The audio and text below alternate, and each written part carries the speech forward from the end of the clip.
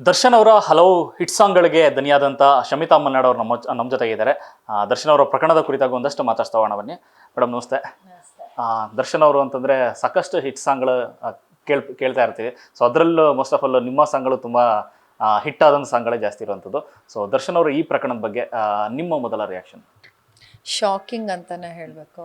Because ಯಾರೂ ಅಂದ್ಕೊಳ್ದೇ ಇರೋವಂಥದ್ದು ಇದು.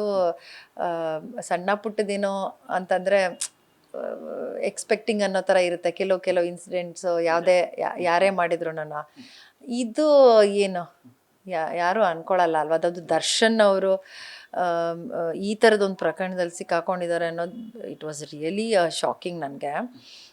ನನಗೆ ಅವತ್ತು ರೆಕಾರ್ಡಿಂಗ್ ಇತ್ತು, ಮಂಗಳವಾರ ರೆಕಾರ್ಡಿಂಗೆಲ್ಲ ಡಿಟ್ಸ್ ಉಂಟು. ನನ್ನ ಒಂದು ಬರ್ಗು ರಾಮಚಂದ್ರಪ್ಪ ಅವ್ರದ್ದೊಂದು ಸಿನಿಮಾ ಮ್ಯೂಸಿಕ್ ಡೈರೆಕ್ಟ್ ಮಾಡ್ತಾ ಇದ್ದೀನಿ. ಅದ್ರದ್ದು ಸಿತಾರ್ಗೆ ಮತ್ತು ಫ್ಲೂಟ್ ಅವ್ರಿಗೆ ಬರೋಕ್ಕೆ ಹೇಳಿದ್ದೆ. ಸೊ ನಾನು ಅವತ್ತು ಸ್ವಲ್ಪ ಹೋಗೋದು ಲೇಟಾಗೋಯ್ತು. ಯೂಶ್ವಲಿ ನಾವು 10:30 ಶುರು ಮಾಡ್ತೀವಿ. ಅವ್ರು ಟಿ ವಿ ಹಾಕಿಲ್ಲ, ಏನಿಲ್ಲ. ನಾನು ಸ್ವಲ್ಪ ಬ್ಯುಸಿ ಇದ್ದೆ ಮನೇಲಿ, ಮಕ್ಕಳದ್ದು ಅದೆಲ್ಲ ಮುಗಿಸ್ಕೊಂಡು ಬರೋಷ್ಟರಲ್ಲಿ ಇಟ್ ವಾಸ್ 11:30. ಸೊ ಅವರೆಲ್ಲ ವೆಯ್ಟ್ ಮಾಡ್ತಾಯಿದ್ರು. ನಾನು ಯೂಶ್ವಲಿ ಏನಾಗುತ್ತೆ ಎಲ್ಲ ಓದ್ಕೊಳ್ಳೆ ಒಂದು ಪಾಸಿಟಿವ್ ವೈಬ್ಸ್ ಇರುತ್ತೆ ಸ್ಟುಡಿಯೋ ಅಂದರೆ ಅಲ್ವಾ. ಅಲ್ಲ ಹಾಯ್ ಹಾಯ್ ಹಂಗೆ ಅಂತ ಸಾರಿ ಅನ್ನೋದೆಲ್ಲ ಇರುತ್ತೆ. ಸೊ ಆ ಥರ ಮೈಂಡ್ ಸೆಟ್ಟಲ್ಲಿ ನಾನು ಹೋಗ್ತೀನಿ, ಅಯ್ಯೋ ಲೇಟ್ ಆಗಿಬಿಟ್ಟಿದೆ ಅಂದ್ಬಿಟ್ಟು. ಅಲ್ಲಿ ಹೋದ್ರೆ ಎಲ್ಲ ಸೈಲೆಂಟ್ ಆಗಿದ್ದಾರೆ. ಹಿಂಗೆ ಓದ್ಕೊಳ್ಳೆ ಏನು ರೀ ಹಿಂಗಾಗೋಯ್ತು ಏನು ನಾನೇನೋ ತಮಾಷೆ ಮಾಡ್ತಿದ್ದಾರೆ ಅಂತಾನೆ. ಏನು ಈ ದರ್ಶನ್ ಅವ್ರದ್ದು ಗೊತ್ತಾಗಿಲ್ವಾ ನಿಮಗೆ? ದರ್ಶನ್ ಹಿಂಗೆ ನಾನು ದರ್ಶನ್ ಅಂದ್ಕೊಳ್ಳೆ ನನ್ನ ತಲೆನಲ್ಲಿ ಏನೋ ಬೇರೆ ಎಲ್ಲ ಹೊಡ್ಬಿಡ್ತು. ಅಂದರೆ ಆಕ್ಸಿಡೆಂಟ್ ಏನಾಯ್ತೋ ಅಂತ. ಸೊ ಈಸ್ ಈ ಫೈನ್? ಅವ್ರಿಗೇನಾಗಿದೆ? ಇಲ್ಲ, ಅವ್ರಿಗೆ ಏನು ಏಟೆಲ್ಲ ಆಗಿಲ್ಲ, ಬಟ್ ಹೀಸ್ ಇನ್ ಟ್ರಬಲ್. ಏನಾಯಿತು ಅಂದಾಗ ಮೊಬೈಲ್ ತೋರಿಸಿದ್ರು. ಎಲ್ಲ ಮೊಬೈಲ್ ನೋಡ್ತಾ ಇದ್ದಾರೆ, ಪಕ್ಕದಲ್ಲೇ ಟಿ ವಿ ಇದೆ, ಬಟ್ ಟಿ ವಿ ಎಲ್ಲ ಮೊಬೈಲ್ ಇಟ್ಕೊಂಡು ಕೂತ್ಕೊಂಡಿದ್ದಾರೆ. ನನಗೇನು ಅಂತಲೇ ಅರ್ಥ ಆಗ್ತಾಯಿಲ್ಲ, ಎಲ್ಲ ಒಂಥರ ಬ್ಲ್ಯಾಂಕ್ ಆಗಿಬಿಟ್ಟೆ. ಸೊ ಅಲ್ಲಿ ಟಿ ವಿ ಆನ್ ಮಾಡಿದ್ವಿ, ಟಿ ವಿನ ಎಲ್ಲ ಚಾನಲ್ ನೋಡ್ತಾ ಇದ್ವಿ. ಬಿಕಾಸ್ ಅದೊಂಥರ ನಮಗೇನೋ ಇವ್ರು ಸುಮ್ಮನೆ ಹೇಳ್ತಿದ್ದಾರೆ, ಅದು ಏನೋ ಟಿ ವಿಲಿ ಈ ಪ್ರಮೋಷನ್ಸ್ಗೆಲ್ಲ ಕೆಲವು ಸರಿ ಏನೇನೋ ಬರುತ್ತಲ್ಲ, ನನಗೆ ಏನೇನೋ ನಂಬ್ತಾಯಿಲ್ಲ. ನಾವು ಸಿನಿಮಾದವ್ರು ಹಾಗೆ ಅಲ್ವಾ, ಏನೇನೋ ಯೋಚನೆ ಮಾಡ್ತಾ ಇರ್ತೀವಿ. ಸಿನಿಮಾ ಥರ ಇದೆ ಇದು, ಸಿನಿಮಾ ಅದಿರೋ ಇರಮ್ಮ ಅಂತ. ಬೇರೆದ್ದು ಹೋಗಿ ನೋಡಿದ್ರೆ ಅಲ್ಲೂ ಅದೇ ಬರ್ತದೆ, ಎಲ್ಲ ಕಡೆ ಅದೇ ಬರ್ತದೆ. ಸೊ ಎಲ್ಲ ಕಡೆ ಬರ್ತಾಯಿದೆ ಅಂದರೆ ನಿಜವಾಗ್ಲೂ ಆಗ್ಬಿಟ್ಟಿದೆ, ನಿಜವಾಗ್ಲೂ ಅರೆಸ್ಟ್ ಆಗ್ಬಿಟ್ಟಿದ್ದಾರಾ ಏನಿದು ಅಂತ. ಸೊ ಅವತ್ತೆಲ್ಲ ನಾವು ರೆಕಾರ್ಡ್ ಮಾಡಲಿಲ್ಲ, ಕಳಿಸ್ಬಿಟ್ವಿ. ಅವ್ರನ್ನ ಸ್ವಲ್ಪ ಹೊತ್ತಾಯಿದ್ರು, ಅವರು ಎಲ್ಲ ನೋಡ್ತಾಯಿದ್ರು. ಆಮೇಲೆ ಎಲ್ಲ ಹೋದರು. ಆಲ್ಮೋಸ್ಟ್ ಈವ್ನಿಂಗ್ ತನಕ ನಾನು ಸುಮಾರು 4-5 ಗಂಟೆವರೆಗೂ ಬರೀ ಟಿ ವಿ ನೋಡ್ತಾಯಿದ್ವಿ. ಎಲ್ಲ ಟಿ ವಿ ಏನು ಬರ್ತದೆ ಬರೀ ಅದನ್ನೇ ನೋಡ್ತಾ ಇದ್ದಿದ್ದು. ಆ್ಯಂಡ್ ವಿ ಡಿಡ್ಂಟ್ ಡೂ ಇದು ರೆಕಾರ್ಡಿಂಗ್ ಮಾಡಲಿಲ್ಲ ಅವತ್ತು. That was the day.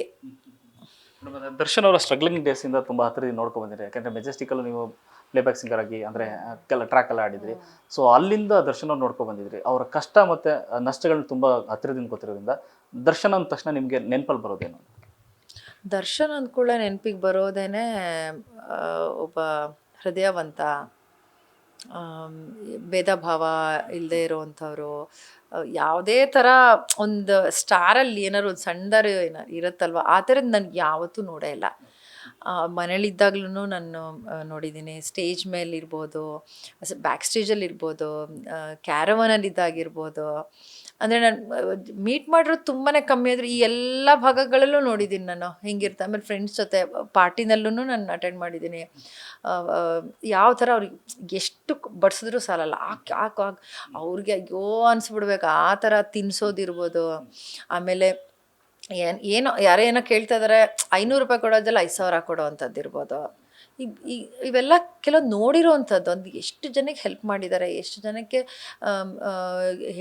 ಕೇಳಿದ್ಕಿಂತ ಜಾಸ್ತಿ ಮಾಡಿದ್ದಾರೆ. ಪ್ರಮೋಷನ್ಸ್ ನೀವು ಸಿನಿಮಾದವರಾಗಿ ನಿಮ್ಗೆ ಗೊತ್ತು, ಎಷ್ಟು ಪ್ರಮೋಷನ್ಸು, ಎಷ್ಟು ಆಡಿಯೋ ರಿಲೀಸಸ್ಸು, ಎಷ್ಟು ಮುಹೂರ್ತಗಳು, ಎಷ್ಟು ಕಾರ್ಯಕ್ರಮಗಳಿಗೆ ಅವರು ಏನೂ ಎಕ್ಸ್ಪೆಕ್ಟ್ ಮಾಡದೆ ಹೋಗಿದ್ದಾರೆ. ₹1 ತೊಗೊಳ್ಳೋದೆ, ಬರೀ ಸ್ನೇಹ, ಬರೀ ಪ್ರೀತಿ.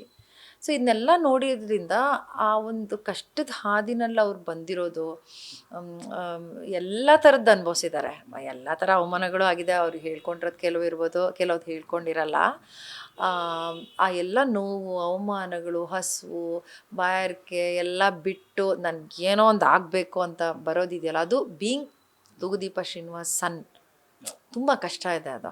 ಯಾಕೆಂದರೆ ಎಲ್ಲ ಇಡೀ ಸಿನಿಮಾದವ್ರಿಗೂ ಗೊತ್ತಿರುತ್ತೆ ತೂಗುದೀಪ ಶ್ರೀನಿವಾಸ್ ಅವ್ರ ಮಗ ಇವರು, ತೂಗುದೀಪ ಶ್ರೀನಿವಾಸ್ ಅವ್ರ ಮಗ ಇವರು ಅಂತ.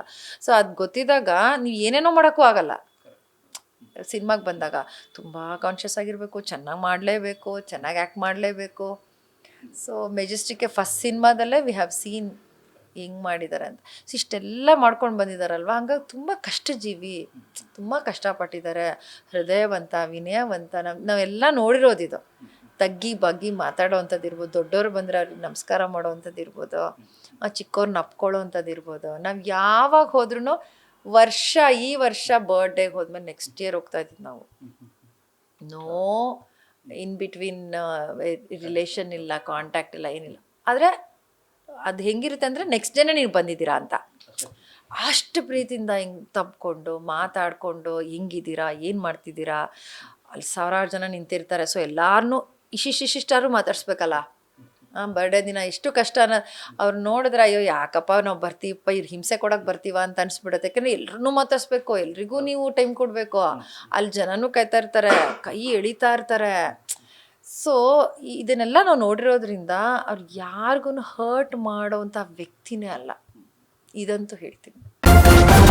ನ್ಯೂಸ್ ಫಸ್ಟ್ ನಿರ್ಭೀತಿಯಿಂದ ನಿಮ್ಮ ಪರವಾಗಿ.